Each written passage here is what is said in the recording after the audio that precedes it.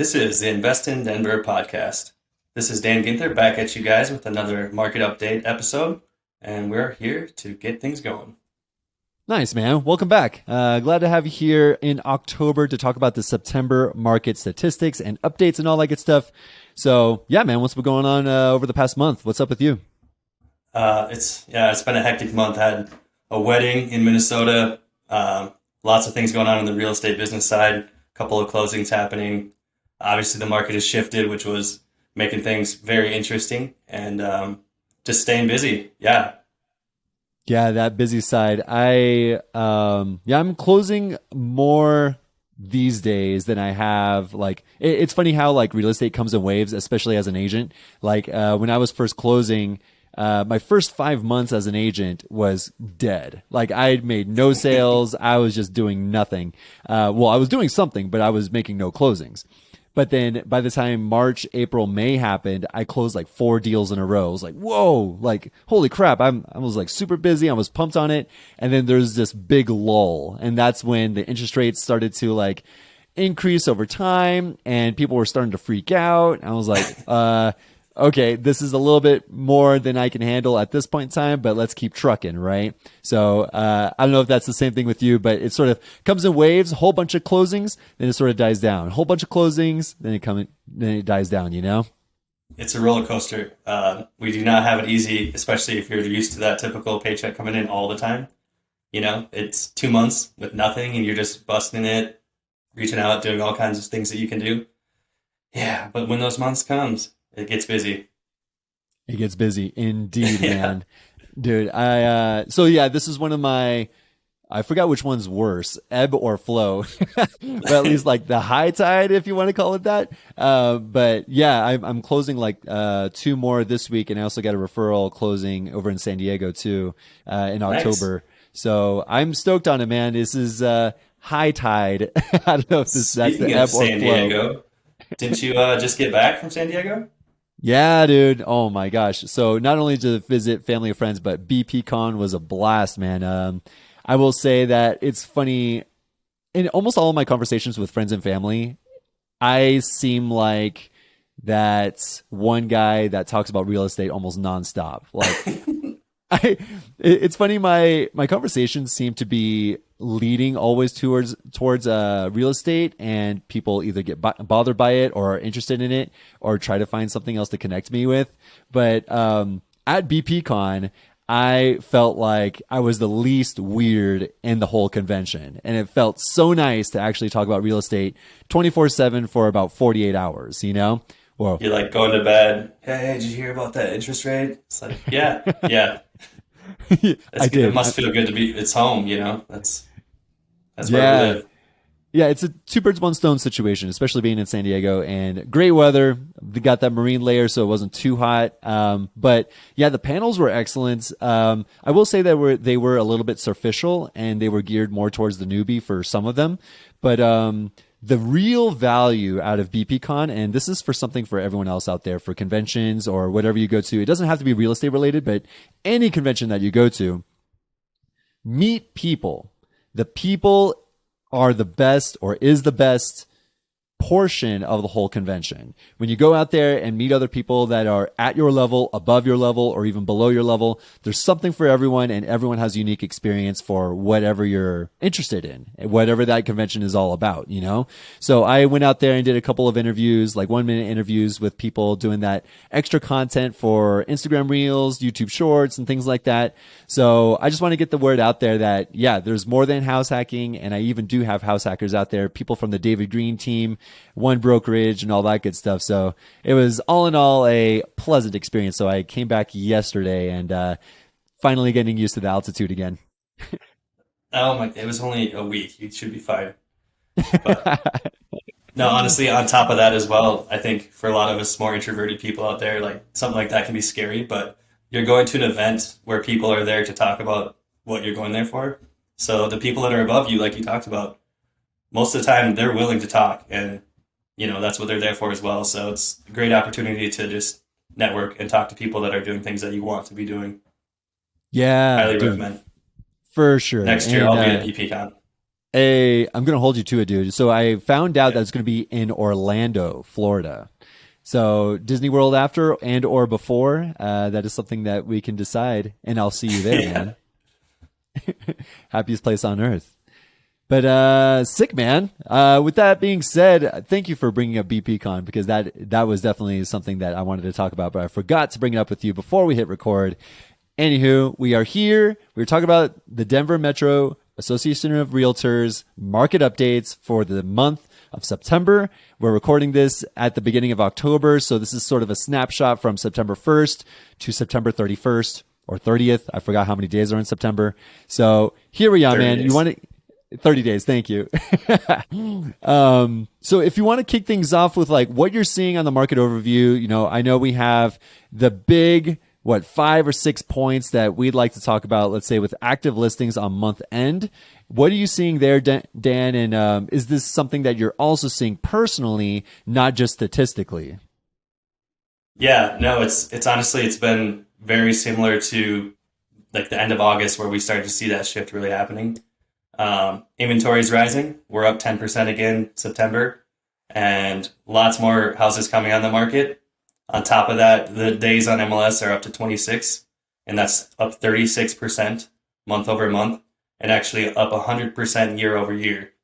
Which, keep in mind, these are small numbers. Last year, the average days was around 13, so you know, take it for what it is, but still, like it's jumped up quite a bit in just 1 month, and I think those are some of the biggest numbers that we're seeing right now. Is inventories up, days on MLS are staying, and they're rising.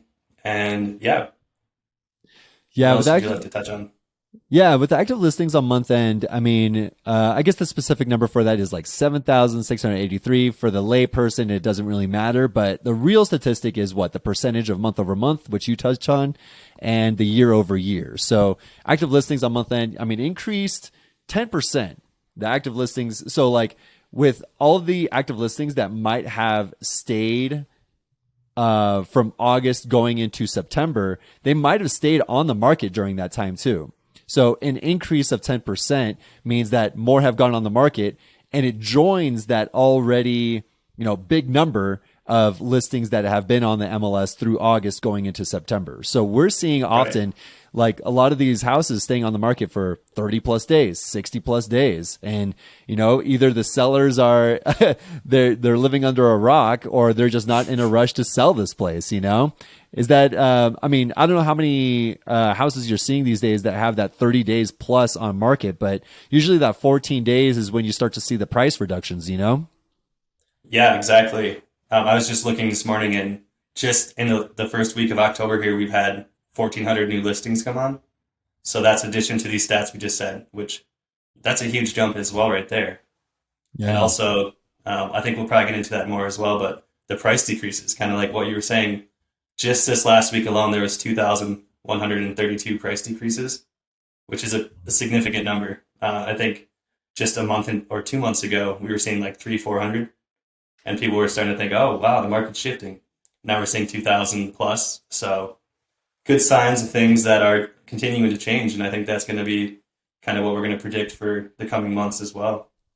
Yeah, those buyers are looking pretty healthy these days for their budgets and what they can get it pre-approved for. Although that is something that's sort of balanced out with the interest rates. The demand is still, it's sort of diminishing. However, the supply is just not catching up to that demand yet. A lot of people are asking like, hey, is it a buyer's market yet?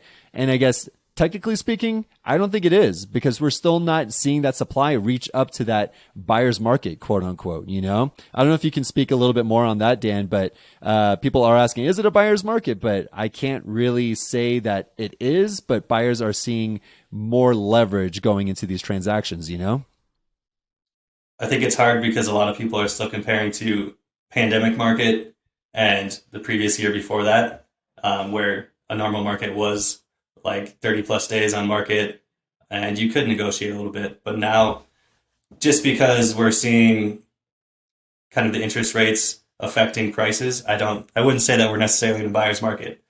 For me personally, a lot of the offers that I put in and seen over the last month or two have been at asking price. However, we have gotten some concessions and stuff like that, but honestly, I haven't seen any huge gouges in prices that really signify to me that we've hit a big shift in the other way. Do you agree with that Yeah. as well? Yeah, I agree with that, man. And I guess to really bridge that gap too, with a lot of these price decreases that we're seeing with our buyers, usually they're first time home buyers or house hackers or investor related or investor minded. What's interesting is that the second row that we're seeing in the residential market overview page is that the closed homes have decreased. So, like, people are still not buying, but the close price median and average has increased. So even though the amount of closed homes have decreased, the closed prices have still increased over time, month over month and year over year. So it's interesting to see that, like, I think that supply still has not met that demand and the prices reflect that. So the median close price we're seeing at 580,000 is up almost 1% month over month, and then up almost 10% year over year. So, I mean, I find that to be interesting too. And, I don't know, that just might mean that inflation is coming into play here in these specific statistics, you know? Lots of factors going into this right now, definitely. Yeah. And then, I know you mentioned this earlier is the days on in the MLS, the average days on MLS, 100% year over year increase. I mean, like you said, it is little numbers, but that is a huge jump going from 13 average days on MLS to 26 month over month, or sorry, year over year. And over the past month, 33% increase. I think it was like 20 last month, and now it's 26. So you get some significant increase, even just the days on the MLS. So I found that to be really interesting too. Anything you want to touch on there? Because there's one last statistic or bullet point that I wanted to talk about, which is close price over list price, you know? Yeah, I think something else that we're seeing is pricing is super important right now, and the way that you actually get your listing ready if you are selling on the seller side. Because I've seen a lot of really, really nicely staged properties, good pricing compared to ones that are close to it, going within 2 or 3 days. And I think that is still a thing, but people are still comparing prices to 2021, comps to 2021, or even a few months ago, and it's just not the same. So super important on that side. If you have a good property and you want to sell, still a good time to do that. People are buying. Yeah. I agree. I still agree. Yeah. Like you said, staging matters, price point matters, what the CMA looks like, all that stuff, and even your realtor. Make sure you have a competent realtor. And here we are, like, making sure that we get top dollar for our buyers and sellers. Doesn't even matter what we're working with. And speaking of selling, I know you had a listing not too long ago. Is that still on the market over in Elizabeth? It is not on the market. We kind of pivoted on that one. We're taking a different strategy. He's going to try and do a cash out refi, pull some cash out of that, and then work on a different investment property. Very unique neighborhood, so it's completely different market than we're used to up here. And yeah, we just got caught in a market shift that could not predict. So Yeah. yeah, Well, at least your sellers were able to do something with the equity gain that they've seen over the past year or two. Refinancing a home, like if you could explain that, Dan, like what exactly is refinancing and why that seemed to be the proper play for them, since you know a little bit more about their personal story, if you could. yes. So this particular deal, he actually bought it all cash, so zero financing on it right now. So pretty much the play for this one is to get it financed, pull some of that cash out, doing a cash out refinance, and then he's going to rent it out while the market kind of does its thing, and then hopefully in the next year or two we're going to get it back listed. So pretty much he's going to pull some of the equity that he put into the house initially when you bought it and finance that equity against the home, and then use that cash to put into some different properties. Nice. I love it. I know going into a loan after owning it all cash might be a little bit of a detriment for certain people, but it seems like he's making the right play. And taking out that money to purchase more investment properties just kind of shows you that, hey, this person is looking to buy as well in this market. So there's something to be said about that, you know? Yeah, for sure. Got to pivot when you need to, you know. That's real estate investing. Can't predict everything. That's right. So last point I wanted to touch on is the close price over the list price. So I know that last month we showed that this is the first time, I think over the past 3-ish years or something like that, where in the September update, it showed like 99 point something percent, which meant that the close price was under the list price. So people were offering a lower offer price, for lack Yeah, of a better word. just under asking price. Exactly. That's right. And so now with this month, like over the month of September, we're seeing an even lower number. I think it was maybe 98 point 0.5%. yeah, 98.91. That's right. So yeah, so now people are offering even less than what the list price is compared to even last month. So I mean, I'm not exactly seeing that myself, Dan, and I'll tell you anecdotally what I like to work with for my house hackers is that, or my investors or my clients in general, is that like if the mortgage is not the main issue, if the upfront initial capital is the main issue here, let's work with the sellers on, let's say, getting a lot of the closing costs taken care of and sellers credits taken care of, as well as any sort of extra benefits with, getting a radon mitigation system installed or egress windows installed, a new dishwasher installed, or whatever. Those are like the high ticket items that you don't have to worry about when you move into the house. And that's a lot of the things that I encourage my buyers to look for and maybe offer at asking price so that we can ask for a lot more behind the curtains going forward. Is that what you're seeing too? Yeah, I mean, if you think about it, like 1 to 2% under a $500,000 house is 10 grand about. And so that difference in your mortgage payment is very minimal compared to just giving them what they want at that asking price as a seller and then negotiating less cash out of a pocket for the investor. On the buyer side, and as an investor myself, I think the less cash I can put into a deal, something that I know is going to make money in the future, that's a benefit to me, especially if the debt is going to cost me less to get. Mm-hmm. You know what I'm saying? Yeah. Yeah, I know what you mean. I mean, looking at that mortgage, I mean, you're saving maybe about like a couple hundred per month or something like that. If even, I guess with the interest Probably rates, like it is a little bit more $50. leveraged.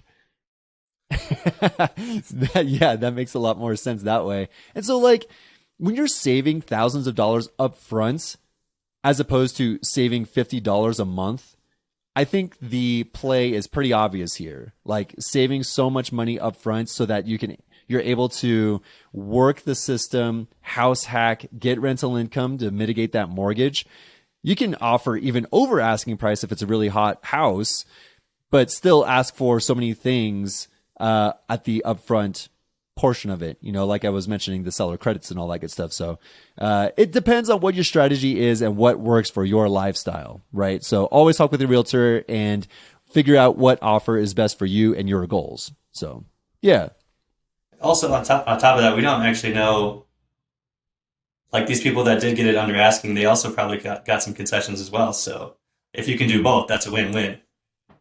But Right. in general, 100. yeah, the deals that I've been seeing is pretty much asking for the offer price. So 100%. Yeah, that's a good point. I mean, try to double dip at that point. I mean, all they yeah. could say is no. I mean, maybe they can ignore you, but that's the worst they could say, or at least counter it. So it's all good on that portion. So yeah, I mean, like moving away from like the actual numbers behind it, what's really nice about the Ruth team, and thank you so much, Ruth team, for even like having all this information for us to talk about. It's really nice to have this at the beginning of the month to talk about the previous month. I absolutely love it. And Nicole, shout out to you. Appreciate all that. So one other like additional tip that they include on this market situation is one interesting point that I saw was Denver was second only to Boise, Idaho among price reductions among 97 cities. So 58% of homes are seeing a price drop in Denver.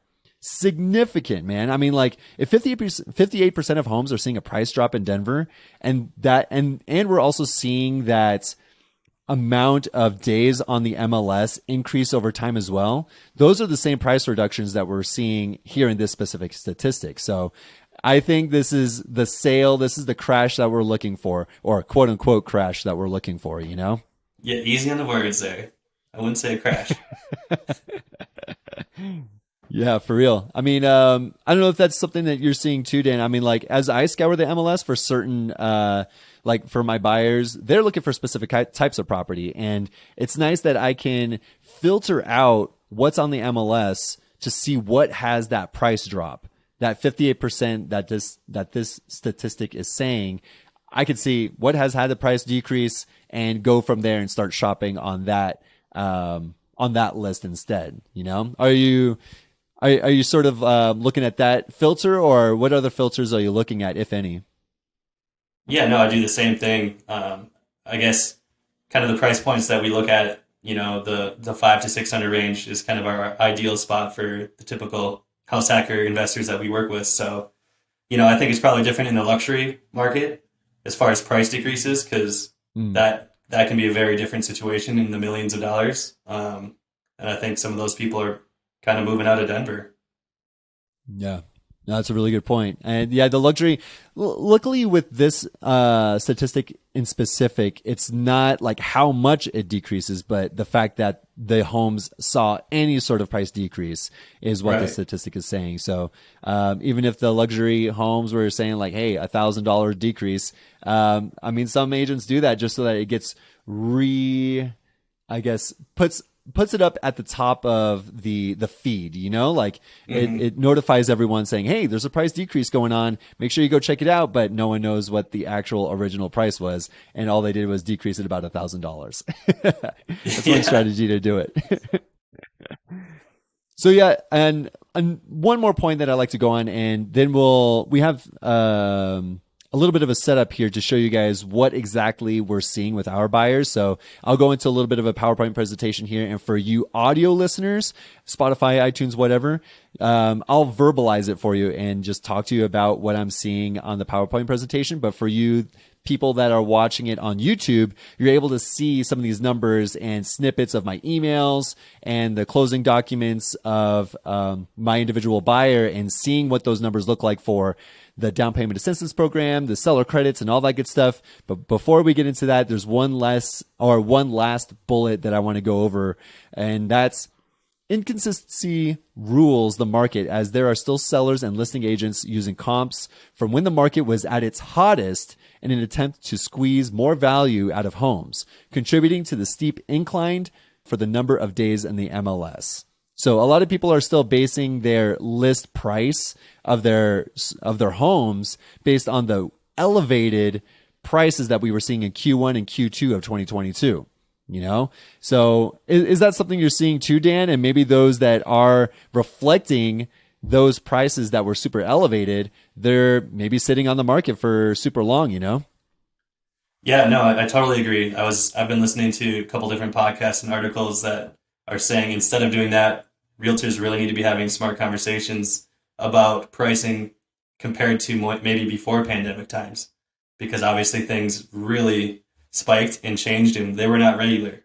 But now people are just assuming that it's going to be that exact same way. But now that we're getting back to normal, I think, you need to consider what prices were in a normal time back in those Yeah. days. But hmm Yeah, I agree. And are you seeing any sort of benefit from the buyer side? This is kind of a softball question, but like, I'm seeing some benefit with my buyers too, as far as appraisals go. Are you seeing I was just going appraisals to change say, too?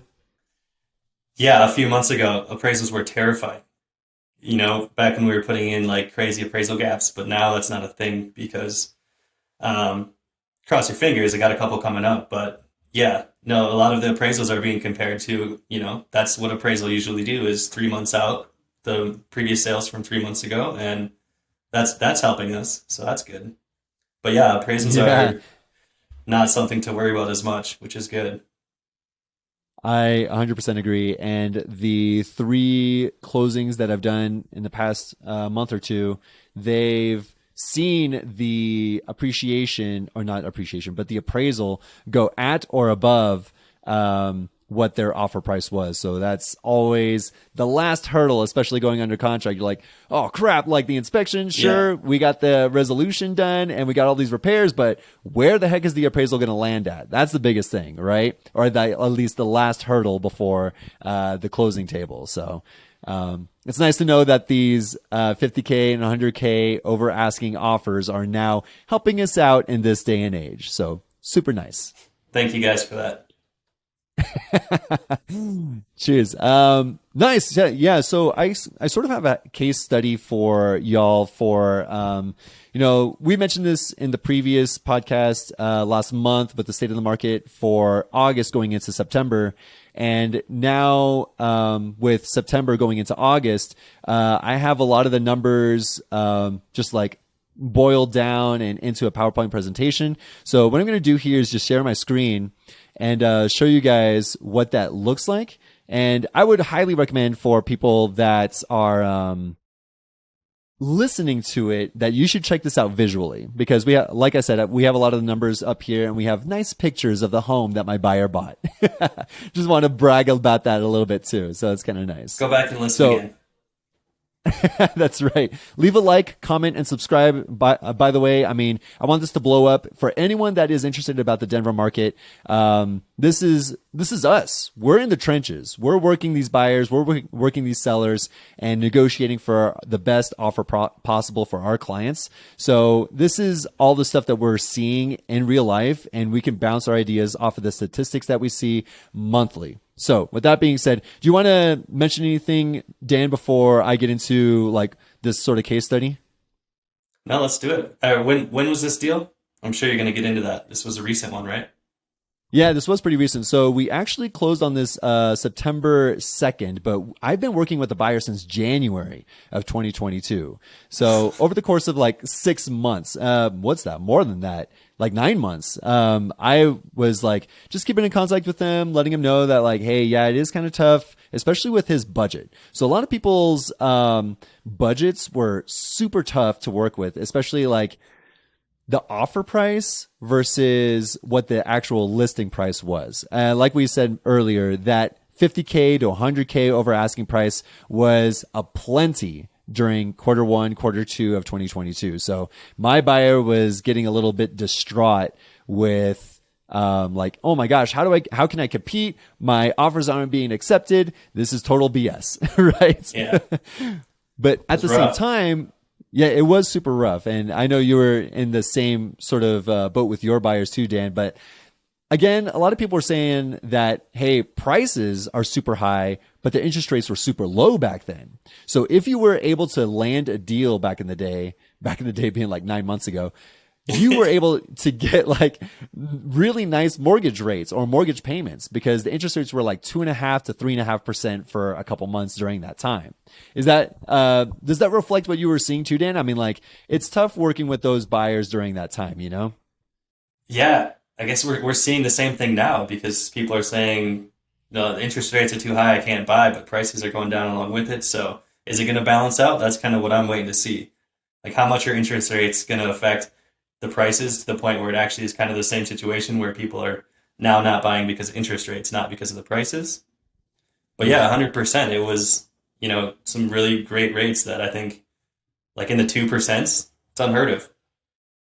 I completely agree. And as a treat for y'all, just to put like certain numbers, certain scenarios going into it, I know Dan and Sterling have been in contact with each other, and we decided that why not have a loan officer on the podcast talk about the state of the market going into October into November. So we have a special treat for y'all. We're going to have Sterling on the podcast next month, talking about what the different scenarios are, how much interest rates actually affect your mortgage payments, and what your purchasing powers are. So kudos to Sterling and Dan for even setting that up and even thinking about that. So I think that's going to be super valuable for y'all. I think it'd be a lot better than us trying to pretend like we're lenders. And, let's get one of those professionals on there. Shout out to Sterling, Right. yes. Sterling with the Bank of England. He's a great guy. That's right. Bank of England funded my refinance when no one else wanted to. So kudos to Sterling. So yeah, last thing I wanted to point out too is that, yeah, he's a first time home buyer and he was working with the CHFA down payment assistance program. So this grant allows him to work with the state to put down 3% for him on this property. So he was only putting down 3% down and the state was going to take care of that down payment. So really nice to work with. Have you worked with the down payment assistance program yet, Dan? No, I'm not. I'm Okay, cool. aware. Maybe I've not. been researching, but it hasn't Yeah. worked out for the specific clients that I've been working with. Okay, yeah. Because I know income is a factor, where you buy is a factor. There's a whole bunch of factors that are beneath the curtains that I'm not fully aware of. And maybe this is something that you should talk with your lender about as well, whoever that might be. But I have my rockstar lenders if you need one.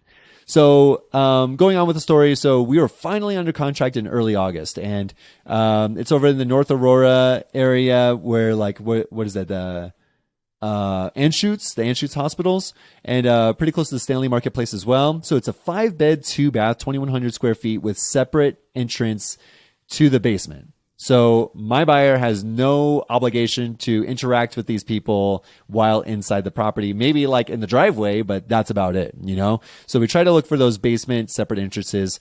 But the thing is that it was a 5-bed, 2-bath, but it was a 2-1 upstairs and a 2-1 downstairs, but it was non-conforming. So, I mean, I have my reservations with putting in what it actually says on the MLS versus what is legally a bedroom.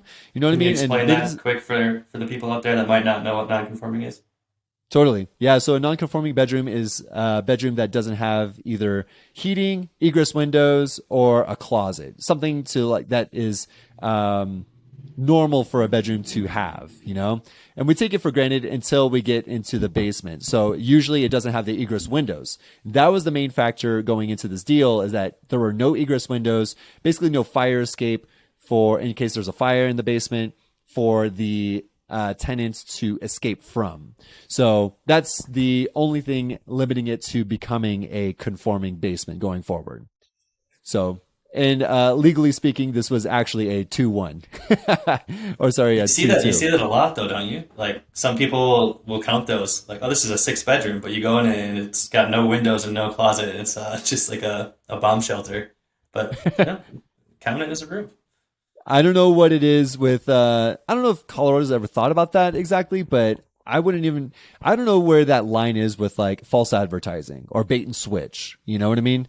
Yeah. So, it's just so commonplace here that you really do have to go look at either the pictures, the video tour, or in person to verify all that information for you. And it does say in a lot of properties, I want to say 90% or more, it's under the buyer or the agent's discretion to check all this information to verify that it's accurate. So Right. I guess that's the caveat for us not legally going after them. All right. So what we really wanted to do with this property was operate it as an Airbnb downstairs. So as an Airbnb downstairs, we get that short-term rental income, which is the best way to get the most amount of income for your property. I mean, sure, it's a little bit more variable and it takes a little bit more managing and, I guess systems in operation. But the thing is that, if that income is all worth it and you get those systems in place, I found it to be the best way to get that income, for your property. So we wanted to operate downstairs as the Airbnb and rent out the 1-bed upstairs with my buyer as a long-term rental. So he was planning on getting about $900 for that 1 bedroom. Love And it. yeah, pretty sweet. I mean, you get like that guaranteed, well, quote unquote, guaranteed of $900 a month plus the variable income of the short-term rental, hopefully hoping to live for free, you know? So, I went a little bit ahead of myself here with the radon situation, but the main plan was that we needed to have conforming bedrooms into the basement before we can actually list it on Airbnb. My buyer was a little bit more risk adverse, so he wanted to have that set up. So yeah, I mean, going into the offer, right? We put in the offer at asking price at $460,000, and we requested 2 egress windows to be installed on the property. Along with that, during the inspection, we got a radon test and it was above the 4.0 picocuries per liter threshold. And for the people out there that are just not too familiar with radon and what the thresholds are, Can you sort of, I guess, describe what radon is or why it's a concern for people that are living in basements? Yeah, I think this is something that most people that have never lived in Colorado never heard of. It's not very common in other places, mostly in like the mountainous regions, but it's a poisonous gas that seeps up from the ground and it's quite toxic. It's actually the second leading cause of lung cancer, I believe, aside from cigarettes. So obviously something that's super important to take care of and always recommend getting a test done.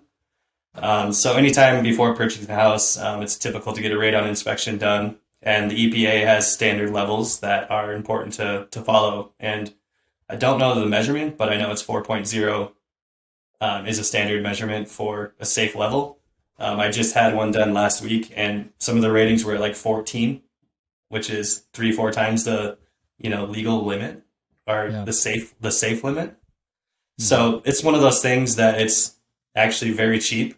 It's like $1,500. I don't know how much this one went for you, but super cheap. But a lot of people just don't think of it, especially people that have owned the homes for 40 plus years. Yeah. And yeah, I guess to give you guys an idea of what that unit of measurement is, like 4.0 what? 4.0 inches, 4.0 miles, So 4.0 picocuries per liter. So when you think about like millimeters, decimeters, centimeters, you're going by like the 100th or 1000th.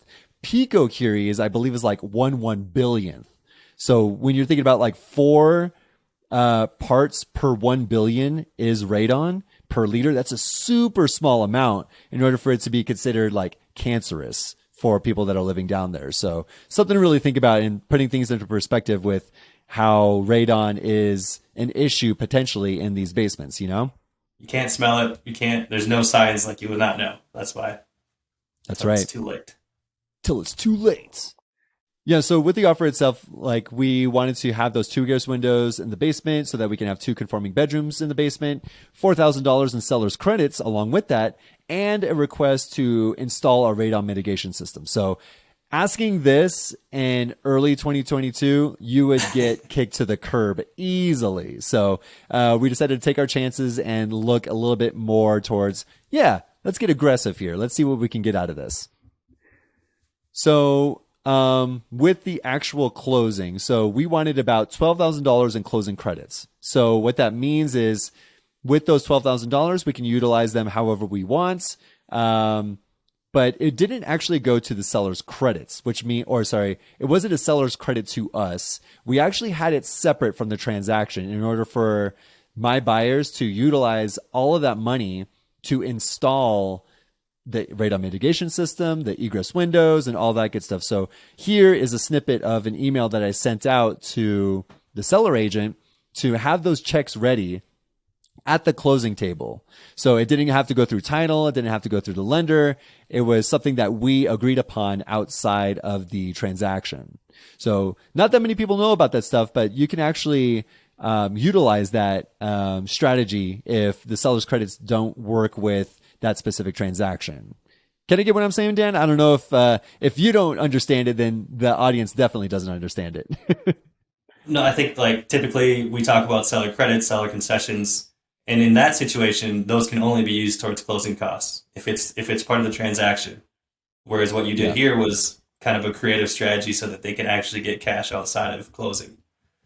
Yeah. Yeah. Yeah. That's it. So what was nice is that the seller agreed to all that. I mean, $12,000 for getting the egress windows. And we also asked for an interior door so that we can have that separation between the basement and the upstairs. And you can unlock it and open it whenever you want. But for the most part, it's going to be dead bolted on both sides and you can have that separation between the two units. So super nice for my buyers. That's Um, awesome. yeah, pretty sweet. And then lastly, like the final closing docs, I guess, not lastly, but what I wanted to really drive home with, like, with all these improvements and with all these seller credits that were going through it, and with the Chaffa program giving 3% as a down payment for his property, Chaffa was giving about $17,848 for that 3% for that property. So all in all, he had to put in his $5,000 for his earnest money deposit, and he got a check for $900 at the closing table. I mean, that's He got already paid to buy a house. It's crazy. Pretty much. So he was all in on the property, $4,100 on this property. So I was ecstatic, and this was the first of a couple of other deals that I'm under contract with right now, and we're just seeing that that same sentiment of my buyers just asking a little bit more than what's normally asked for these days, and seeing if the seller bites or just counters on that. The least they can do is counter with it or just say no. Yeah. I just can't wait to see the return on investment on that one. Like it's 1000%. Yeah, for real. I mean, all in at $4,100, you're probably getting that within month two, Yeah. So, and if you're doing that month two over the course of 12 months, you are easily getting 500% return on investment on the first year, and wait till you Yeah. move out of the property over that year. So last I can say is the potential earnings on the place. So like I mentioned earlier, he was planning on renting the bedroom upstairs as a long-term rental for $900. Downstairs Airbnb for approximately $100 a night on average. And, there's a lot more intricacies with the short-term rental space, the Airbnb space, but I just put in $100 per night for the year-round situation. It'll change with the seasons, but I will say that, let's say with an 85% occupancy, he's bound to make on average about $2,200 per month for Airbnb for downstairs. So with $900 upstairs and $2,200 per month downstairs, that's approximately $3,100 per month, and his mortgage is about $3,000. So he is able to live for free about for most of the year, if not all of the year. And that's with a 5.75% interest rate. So this isn't during a time where like interest rates were super low and your mortgage rate was not that high. This is actually this day and age when interest rates were on the rise with an owner occupied loan, and he was able to get a 5.75% interest rate locked in. And at $3,000 per month, it's looking pretty solid for him. So pretty excited about this, man. I guess so. Right now, he got all the furnishings in there, and before he puts it down into the basement, I guess as a thank you for working with me, I told my buyer, like, hey, if you're gonna get some professional cleaning in there, professional cleaners in there, as a welcome home gift, I will pay for your cleaning for the whole house before you move in. So that's about like $500, $600. I'm like, dude, I'll gladly do it for you, and this is something that. It's the FI team way. Like, I don't want to give them like a bouquet of flowers and wine. That's something you can just buy from the store. Like, I Are you want gonna that. get in there and clean it yourself? Just save on the $600. It's a gift No, I card mean, with like a picture of you on it, and you just coming in, little mop and bucket, going for it. yeah, right. just get all into the nitty gritty and only wear an apron. Honestly, But that's super nice and thoughtful of you to do that. yeah, dude. I mean, like I've heard some other cool buyer's gifts, including like keypad entry locks on the basement side or the front side, or like things that make your business a little bit more seamless and leads you to that next path of progress for like making a business out of your home. So pretty nice, man. I really like the story, and maybe for future state of the markets, we can go into case studies of like what that looks like for closings that we've done in the past, and maybe in the past month or something like that. I'll have you do your case study. Yeah, I've had multiple requests for some actual case studies and numbers, so I think this can be motivating, beneficial, and people don't think that we're just making all this stuff up. So yeah, Yeah, this is real, and those this is snapshots real. that I put. Those snapshots that I put on the PowerPoint presentation, it's real. Like the literal snips from my emails and closing disclosures and statements in order for this whole deal to make it work. So, with that being said, man, I ain't got much else to say, and I feel like it's a little bit harping on what happened last month, and that's a continuation of what we're seeing this month from the average days on the MLS increasing. Offer price versus close price decreasing, and all that being said, it's just compounding onto the next month. So anything you want to say prior to going? Yeah, no, I agree. Honestly, we're seeing a lot of the same stuff this month, and I think coming into the winter is when it's really going to be clear of what's going to happen in this market, especially December. Um, but yeah, honestly, I want to get some feedback from the fans of what they want to hear about. Sorry, I was a little bit sick on this one, so not the best effort on my end, but I'll be Yeah, ready to go next time. leave a comment down below if you actually knew that Dan was sick. Because honestly, like, he sounded great, in my opinion. I would have never even thought that he was sick prior to hitting that record button. So, yeah, kudos for you to keep it under wraps. Thank you. Cheers, dude. Well, how can people reach out to you, Dan? I know you're pretty active, just like with your clients and your database and your newsletter. So how can people be a part of your newsletter and just like be more interested in you? You can shoot me an email at dan@thefiteam. I'd love to add you to my list. I send out a weekly email with just random stuff that's going on, market updates, interest rate stuff. You can also follow me on Instagram at dguenther0703 or Facebook at Daniel Guenther. Other than that, yeah, you'll be seeing lots of stuff on Instagram from this stuff. Nice. Same here. So I'm Ian.Real Estate Agent. I'm on Instagram, TikTok, YouTube, mainly on YouTube and Instagram. I don't F with TikTok these days. I just repurpose the content and I'm like, F it. Wherever it goes is where it goes. I'm not even there's so much about it that I just don't understand. Anywho, with the YouTube situation, I do vlog tours. I talk about the property, what makes it house hackable, what makes it not house hackable, the things that buyers want to see, especially coming into the Denver market. So I do these weekly, and make sure you come out, subscribe, like it, and all that good stuff. It'll be posted on the same channel that this is posted on. So with that being said, thanks, Dan, for hanging out. This is the Invest in Denver podcast, hosted by me, a production from the Fight Team. Cheers, man. Thank you. See you next month.